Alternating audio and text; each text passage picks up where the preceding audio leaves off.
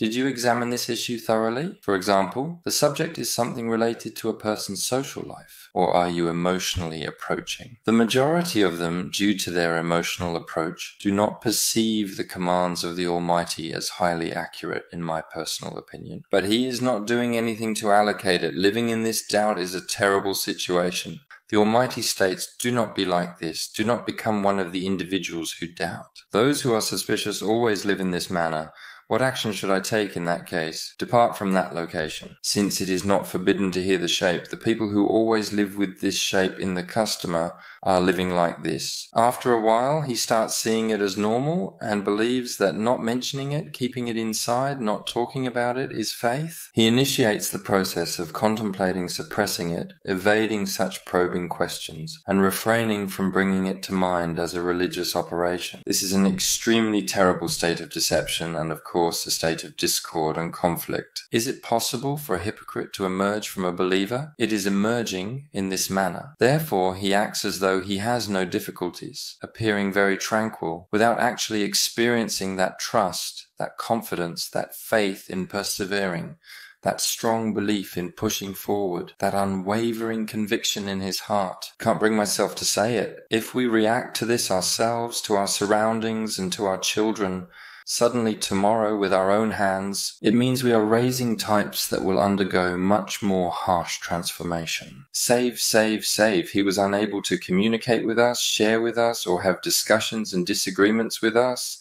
He couldn't ask or solve the question as a child, unable to handle it, he accumulated. If he also discovers that his father or the individuals around him have these questions but are of the silent type, then it is acceptable and okay. If he is honest, the only thing he can do is openly and directly reject religion. However, if hypocrisy has become a way of life and has developed, it still persists and continues to manifest itself in the same manner. However, every generation born from us, even if born from us, faith is not passed down from father to son like this. He also requires to have a meeting with the verses of Allah in order to believe. It is necessary to meet with the revelation that the knowledge of the Almighty has presented. May Allah be pleased with him, like Bilal and Omar. He needs to take this religion seriously, see it and try to understand it. Step by step, it is necessary for him to increase in guidance as he learns verse by verse. During the revelation of verses in the time of the Prophet, God says believers' faith is increased by it.